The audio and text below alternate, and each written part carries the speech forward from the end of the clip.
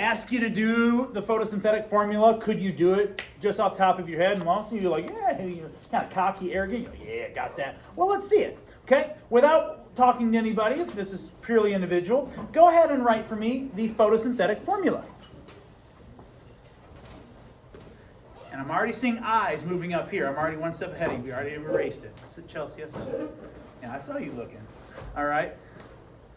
Hey, it's a resource. It's there. Use it, right? Now leave some space, because you know me. I'm going to add some stuff.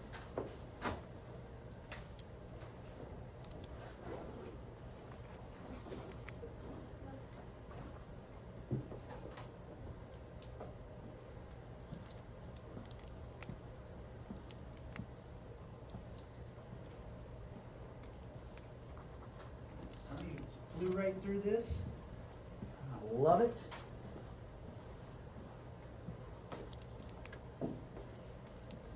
Now, some people always ask, like, well, why does it matter if we memorize this? Because usually what I tell students is, if you know the formula, there's a lot to unpack from it. So here's my follow-up question. Based upon the products that you've written out, and what I'd like you to do is go ahead and underline the product that has been oxidized and circle the product that has been reduced. Again, underline the product that has been oxidized and circle the product that has been reduced.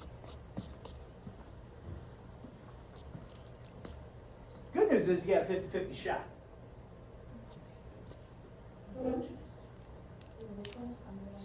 Underline the one that is being oxidized and circle the product that is being reduced.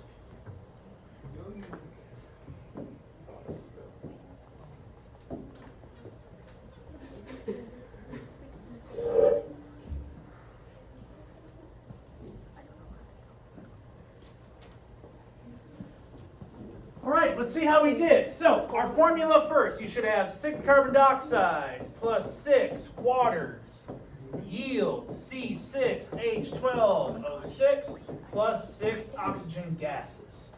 All right, that should have been your reaction formula. In my experience of doing this, usually what people miss are the 6s. All right, so be very, very careful. It's kind of alarming to me how people don't know how to balance reactions still. So make sure you're paying attention to that. I'm not going to hold your feet to the fire. I'm not going to ask you any questions on a quiz. What formula is this? Nothing like that. It's just what are you interpreting from it? Much like the question I just asked you. Now, when we look at this reaction, one of the things that we're going to really pay attention to is what is actually happening. And one of the things I want you to pay attention is that we did this last week. And this is what you should be following here.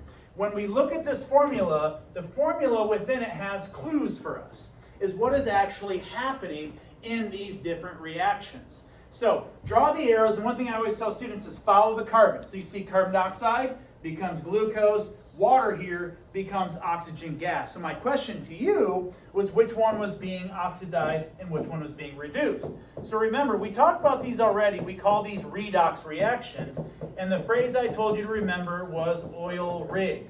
And so what we're going to be doing is we're going to be following these electrons a lot. Because it's the electrons that are moving, it's the electrons that are energized, it's the electrons that are going to trigger chemiosmosis, it's the electrons that are going to be added to build things. So what is being built in this? We're building sugars. So this is what's being reduced right here. And then your oxygen gas is what is being oxidized. So remember, oxidation is losing. So what we see first and foremost, the role of water. Who can tell me the role of water in photosynthesis? Perfect. It's an electron donor. So it donates electrons, all right, and then that becomes oxygen gas. So this is being oxidized because it's losing those electrons. So that's why it's called the electron donor. And then once that happens, we start following those electrons all throughout the light-dependent reaction and Calvin cycle to eventually give us sugar. So this whole idea of converting radiant energy to chemical energy. Now the last thing I want you to do is name these processes for me. Which one is which? Which one is the light-dependent reaction? Which one is the Calvin cycle? All right, based on these arrows, right next to those, which ones are which? Which one do you think is Calvin cycle, and which one do you think is the light-dependent reaction? So like I said, this is just warm-up for us. These are things that I'm expecting you to know, things you should already know based on some of you. It looks like you're doing pretty well at this so far. All right, but in this, we see that water being the very first step in this entire process is to donate the electrons. This has to be the light-dependent reaction. And that's why I always tell you, this is a sequential learning. All right, this has to happen first, and then this must be your Calvin cycle. All right? So this is what we're going to get into today, but we're going to attack this in a different way. So notes, phones, all that stuff, let's get those things out. These packets that I gave you before break, let's get those out if you would please. And I'd like you to turn to the graphic organizer page, and then you'll also see the following page where it says plant metabolism, sticky note soiree. Let's get those out, please. Try again. Sure. I was saying for midterms. Did you start? Okay. I started. I did. You finished them? Yeah. On a slide. Okay, you side part. I did these questions. I saw you could like pay for it on like I like looked it up. Pay for what? For those answers. Where? On what? You know, I'm kind of on this whole like manners thing, like Wait, lack pay of for it on manners. what? One thing I realized, and I hope nobody takes Pay offense to for it this, on what? but European people Pay for have it on zero what? manners. Zero. So you could pay for it. I mean, I was holding door. I held the door. I counted. I held the door. 13 people walked through the door. I was holding it. Not one person said thank you. And of course, you know me. I'm like, you're welcome. I'm so pissed.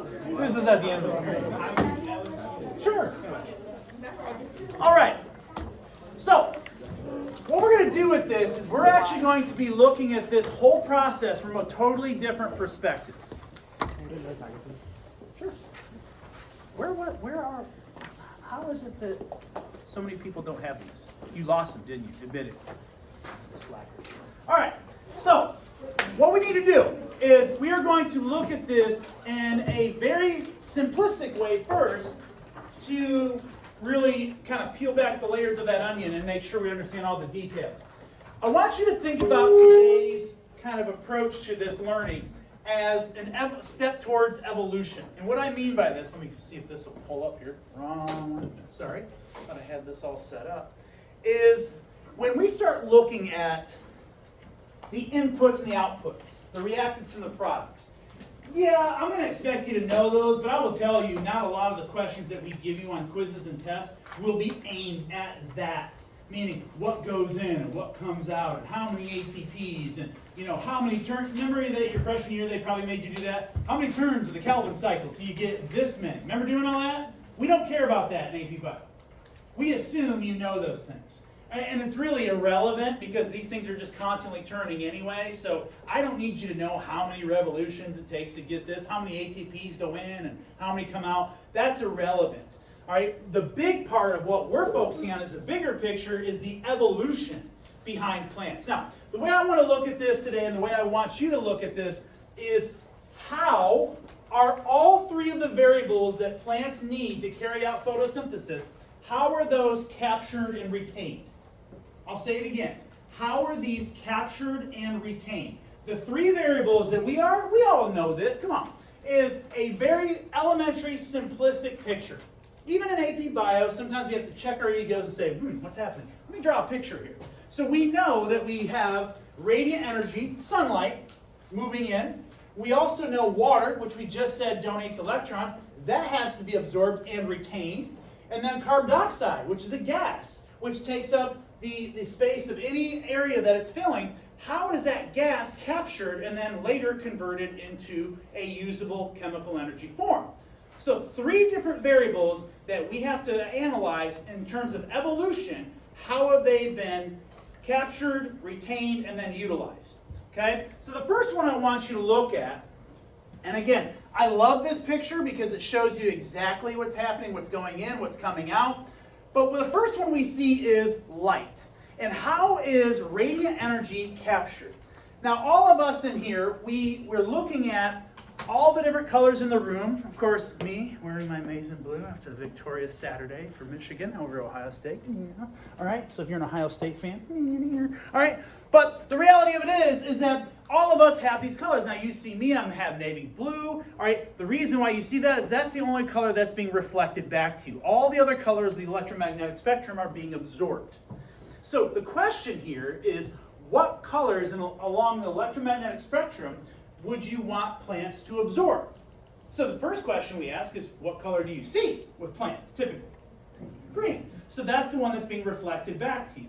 Any color we see is one being reflected back. All the other colors are being absorbed. And this is pretty much an example of the colors we see as just refraction. All light comes into our atmosphere as white light. Hits suspended water vapor and refracts. And then based upon the proximity to those things is what colors we actually see. And the reason why I point this out is that if you were looking at these, which of these colors do you think plants need to absorb? All of them, yeah, but most important, like we're going to put, that's a good answer, but if we were to put them in a hierarchy, meaning which ones are the most important, which ones would you pick? Yellows? Okay, so I hear a vote for yellow. I heard violet. Okay, well the first question, let me phrase it a different way. Which of these has the most amount of energy in them? Yeah, your blues, indigos, and violets. And here's what you need to understand, is that all of these have a measurement of wavelength to them. Wavelength is simply the amplitude, the crest and the trough, as you can see here. So your violets, indigos, and blues, as you see, very, very small waves, but very, very frequent. So the smaller the wave, the more energy it has. All right, these are inversely related. So the smaller the wave, the more energy it has. So clearly, the violets, indigos, and blues are what we're going to be seeing during the daytime, which makes sense, because then we just say that the light-dependent reaction happens during the daytime. How do we know that? Come on, this is so simple. Because it depends on light. Light-dependent reaction. So during the daytime, which we know, you go outside and it's blue. The sky is blue. Why? Because the point of the sun closest to our point on Earth is the shortest distance. So we're going to have the shortest amount of wavelengths. So it's all predicated upon distance. The further away we get from the sun, the longer the wavelengths get and the less energy they carry. And then what we see are your reds, oranges, and yellows. Those very nice Georgia sunsets that we typically see. So in this, we know that we want plants to absorb violets, indigos, and blues. And when we look at it this way, this really helps us understand, what are these things? What do plants have? They have pigments. And we're going to look at these pigments a little bit more in depth in our lab, but you will need to know the 4 pigments that we have within plants. Chlorophyll A and chlorophyll B, but take a look at the difference between chlorophyll A and chlorophyll B. What do you notice? Think about it in terms of evolution. Would it make sense to have chlorophyll A and chlorophyll B and they absorb the same wavelength of light? No. Why would you do that? So because we see this. See, you see a graph showing pigments. I see a graph showing evolution. Why do I see evolution and you just see a graph? Because if we were looking at this, you should be asking the question, like I said, everything that you see, you should question why it's there. What's it for? Why did life find a way to design this? So chlorophyll A is right here, but why chlorophyll B? What do you think? What does chlorophyll B and carotenoids show you more of? Think big picture here. This is where I'm challenging you. Go ahead. Is it plants that are at a farther distance from the sun? Well, yes, but put it more in terms of latitude and longitude. No, more southern? Or more towards the equator? Actually further away, wouldn't it be? Because think about it this way. Which area on planet Earth has the highest magnitude of wavelengths of sun? The equator. We all know that, right? So this right here would be more equatorial. So and you were right, I was kind of pushing you that direction. But chlorophyll B and carotenoids, where are you going to see the majority of those? those are going to be in your northern and southern climates, kind of like what we're experiencing here, our temperate deciduous forests. So because plants started evolving and moving into different areas because, wind, water, animals, all sorts of vectors moving these plants and seeds around, over billions of years, they start evolving. So once they start moving into northern and southern climates, now you're going to have another pigment that's going to be absorbing this type of wavelength. And then you notice here, you're not really getting much absorption because all that is just being reflected back, those greens. And then you get a little bit of the red and yellows, but nothing's that significant. So you're noticing right here, that's why we get spring, the changing of the seasons is impactful. That's why you see the evolution of annuals, perennials, all sorts of different plants, how they grow, when do they release their spores, when do they blossom, all those types of things that we'll study a little bit more. So that's the challenge that I pose to you when you look at these things. Think of it in terms of evolution. So pigments, yes. Do I expect you to know chlorophyll A, chlorophyll B, carotenoids, anthocyanins? Yes, we're going to talk a little bit more about those in our lab. So I'm not going to spend too much time on those. But it does answer the first question. How is this light captured? It is captured by these pigments. But when you do your project, I will expect to see what type of pigments are the most prevalent in your plant. Because if you have a plant that is specific to an equatorial region, you're going to have more chlorophyll A than chlorophyll B probably.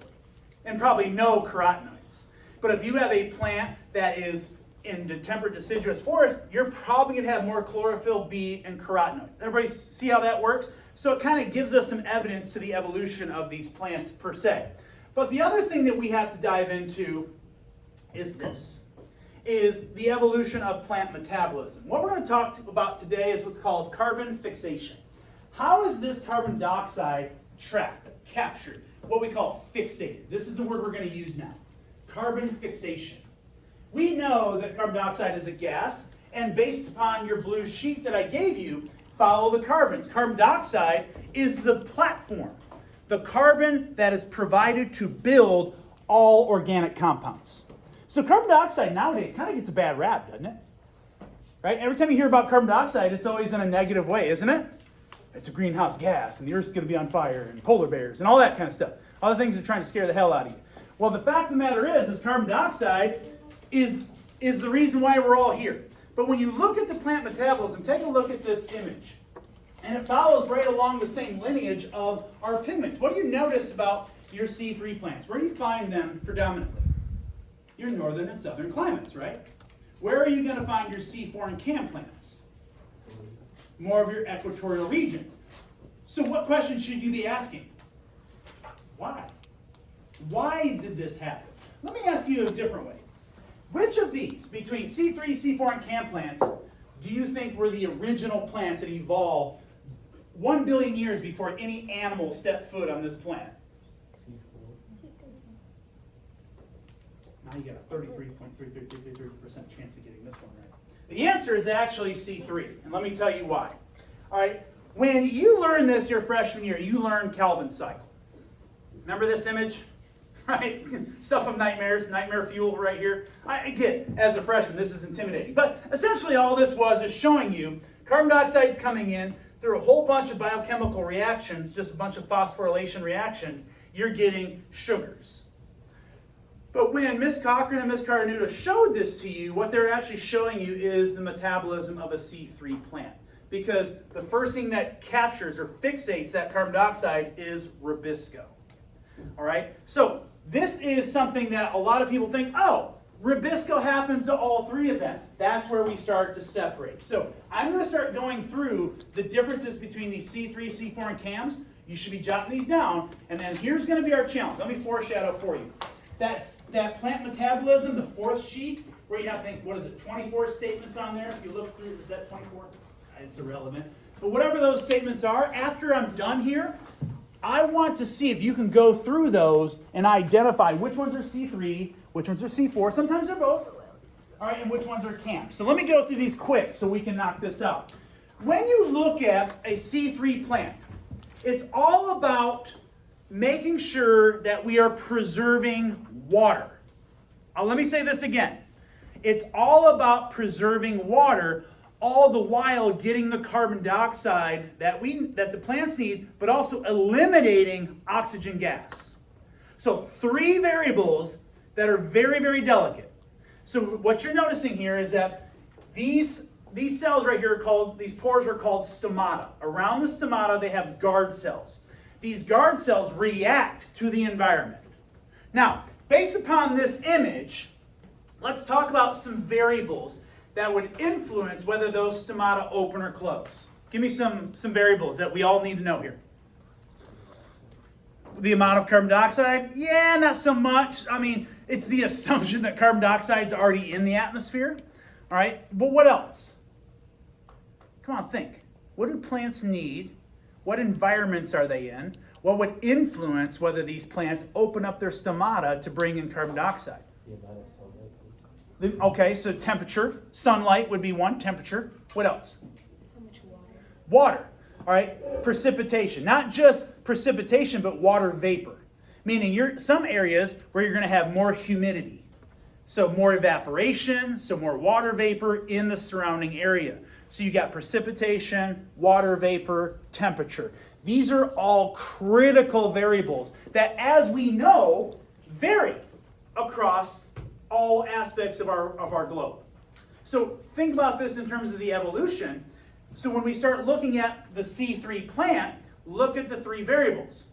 We need carbon dioxide to come in. We need oxygen to leave. Why? Oxygen is a byproduct. It's a waste product. It's toxic to a plant. Now, I would make a bet with you, and I would actually challenge you to do this tonight. Go home, mom, dad, brother, sister, boyfriend, girlfriend, whomever, stranger on the street. Say, hey, you know what? I'm part of a club here at Denmark, and we're trying to save the trees. All right? And say, help me save the trees. Why do you think we need to save the trees? What do you think pretty much every single person would say to you? Why shouldn't we cut down trees? Come on, say it. We need oxygen, exactly. All right? Typical humans. Plants are there for us. No, plants don't give a rip about you. All that oxygen that allows us to live, that's just a waste product that was an accident by plants. That's it. So when they release that oxygen, that's the oxygen revolution that we talk about. And now all of a sudden, that allows animals to go through cellular respiration. That's why that reaction that I had you write is reversible, for that very reason. So when we start talking about preserving plants, it's not about the oxygen. That's real, because 65% of our world's oxygen comes from algae anyway. So trees, they do contribute, but not significantly, right? So we need oxygen to leave, but here's the trick. How do you open the pores to bring in carbon dioxide, let oxygen out, but minimize the amount of water loss that's happening? That's the trick. This whole process right here is called transpiration. All right, you should have learned that in your freshman year. Transpiration is when those pores open, those stomata open, and all of these gases start moving in and out. How do you maximize the amount of carbon dioxide in and oxygen out, but minimize the amount of water you're losing? Because that's our third right here. We just said we need that water for electrons. No electrons, no photosynthesis. You can have all the sunlight in the world, but if you don't have electrons, it doesn't matter. So how do we preserve this? So here's the problem with C3 plants. They are by far the most common. And yes, they are the very first plants on planet Earth to have evolved billion years ago. How do we know this? Well, there's evidence that there is a flaw in their design. Remember when we started talking about the oxygen revolution? If you go back to that chart, when plants really started appearing, it's only about 1% oxygen.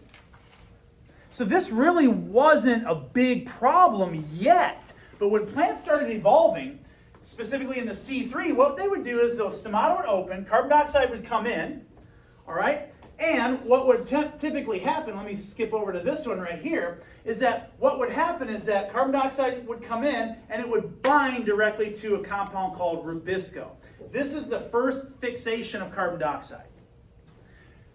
But based upon everything that I just showed you, if I were to go back here and show you this, look at where your C3 plants are predominantly located. What do you notice about those areas? would they have more or less variation to the amount of water, the amount of sunlight, the amount of water vapor? What do you think? More or less variation? More variation, right? So, what we can agree is that C3 plants are by far the most susceptible to these variations. So, the only way that C3 plants will open, they do open during the day, they open, but they open when there's plenty of water vapor in the air. There's plenty of precipitation in the air. Why? Because that's going to minimize the amount of water loss. Water only moves from air high to low. We should know that by now. So if there's more water vapor outside of the plant, that water is not going to go anywhere. There's nowhere to go. But if all of a sudden, let's say we're going through a drought. We saw this summer, didn't we? It didn't rain for, what was it, almost like 7 weeks, 8 weeks. It barely rained in Georgia, or at least in our area. So what did you start to notice about your trees and your grass? Started dying, didn't it? Started becoming brown because the stomata weren't opening. Well, what was causing the death of those plants? Was it the stomata not opening, or was it the oxygen trapped inside? It's the oxygen trapped inside. This is called photorespiration. This is a design flaw in the problem area with C3 plants. I just told you that carbon dioxide binds directly to rubisco. Well, here's the problem. So too does oxygen gas. So if oxygen gas is trapped in large numbers, it's going to start competing for that binding site with rubisco. If it does, if oxygen wins, remember oxygen is toxic to plants, if oxygen binds to rubisco, it creates a compound called phosphoglycolate. Now that's just a real fancy way of saying you're building something that you can't use. This is not a usable form of chemical energy that will release energy for ATP purposes. Because we already know that the sugar we need is P gas, right here. So under normal circumstances, oxygen leaves, carbon dioxide comes in, builds P gas. Boom, great. But if those stomata won't open, because it's extremely dry or there's just variables that are not allowing it to open, that oxygen is going to build up, bind to rubisco, create phosphoglycolate, and then essentially the plant starves itself. Kind of interesting when you think of it that way. So this is the problem with C3 plants. And so it does give us evidence that these are the first plants to evolve. Why? Because C4 and CAM plants do not do this. So it makes sense that through time and through evolutionary mechanisms, C4 and CAM plants have evolved a way to reduce the amount of photorespiration that happens. All right? So sometimes when we see plants dying, it's not because of lack of water or things like that, or lack of sunshine. Really what it is, it could be photorespiration, but it depends on that plant. So if you were assigned a C3 plant, you need to talk about the photorespiration aspects of your plant. Now, if you have C4 and CAM plants, you're off the hook. You don't have this problem, and here's why. If I were to ask you, looking at this image, why do you think C4 plants do not have the problem with photorespiration? What's missing in C4 plants, specifically to the carbon dioxide fixation? See, this one, carbon dioxide goes directly to rubisco, right? What's this one do? It goes right to the mesophyll cells first. So let me show you a better image. It's going to be this one right here. C4 plants, and here's some of the descriptions. Now, what do these C3 and C4 have in common? They all produce the same things. Both of these, their stomata open during the daytime. All right? Very, very important. But this C4 is more efficient than C3. And here's why. The stomata open during the daytime, but rather than that carbon dioxide binding to rubisco, it actually binds to a compound called PEP carboxylase. Now, what is that? That is just an intermediary fixator that these stomata will open and then close very, very quickly. Because your C4 plants are going to exist in more of your dry, arid climates. Kind of like, think about central United States, where you get seasonal rain. You'll get bouts of like monsoon-like weather and then a month with no rain. So they have to have this way of adapting. So these stomata open very quickly and then close. Well, that speed increases the efficiency. Why? Because it minimizes the amount of water that's being lost. So the stomata do not stay open nearly as long as C3 plants do. So it's going to minimize the amount of water loss. But what it does, though, here's the trade-off. Remember, everything in evolution is a trade-off. If you're going to make something better, you have to build something different. So what do you notice here versus here? They had to build more compartments, didn't they? So if I go back to this image, just one compartment here, but then you have your mesophyll cell, then your bundle sheath cell. So the more stuff that's in place takes energy to build those. So it's a trade-off. But because they spend more energy, they're going to get more energy out of it because it's much quicker and much more efficient. All right? So that's where we see that it goes through the mesophyll, bundle sheath, and then you go through your normal Calvin cycle. Okay? What about your cam plants? What's the difference there? Where would we find those? Your extreme climates. When I say extreme, think about the variables. Extreme heat, extreme cold, extreme lack of water, your deserts, places like that. All right? So when we think about, well, the tundra, it snows all the time. But that doesn't mean that water is released into the atmosphere. It's always frozen. So just because it's there doesn't mean it's accessible. So we have to think about cam plants in these extreme climates because what they do is they completely flip the script. Both of these, they open during the daytime. These stomata open at night because it's the only time that they can minimize the amount of water loss. So out of C3, C4, and cam plants, these are the most highly evolved and minimize the amount of evaporation more so than C4 and C3 plants. So that's why I kept saying it's all about minimizing water loss. So these open at night, kind of the same methodology, PEP carboxylase to malate to Rubisco. I'm not going to, hold your feet to the fire to make you memorize that sequence. You will need to know, like when we give you test questions, there'll be stuff like this. And if you see, obviously nighttime, PEP carboxylase, and then Rubisco's down here, you notice that should be a CAM plant. What does CAM stand for? It stands for crustaceous acid metabolism. Crustaceous acid metabolism. And that's just a really fancy way of saying that at nighttime, when that carbon dioxide is fixated, it's temporarily stored. During the nighttime, it's stored, and then at the daytime, it triggers into the Calvin cycle. Now, this is different because we think of normal situations, light-dependent reactions occur during the day, and then your light-independent reactions, your Calvin cycle, can occur daytime and nighttime. Whereas your CAM plants completely flip the script on this. All right? Any questions on this before I move into the next segment? That's really all I need you to know in per se with these, because this is all about evolution of plants. We already know oxygen revolution. We should know that timeline. We should now understand the variables that are provided here that trigger the evolutionary mechanism behind these. So, do me a favor. Go ahead and turn to the 4th page where it says plant metabolism.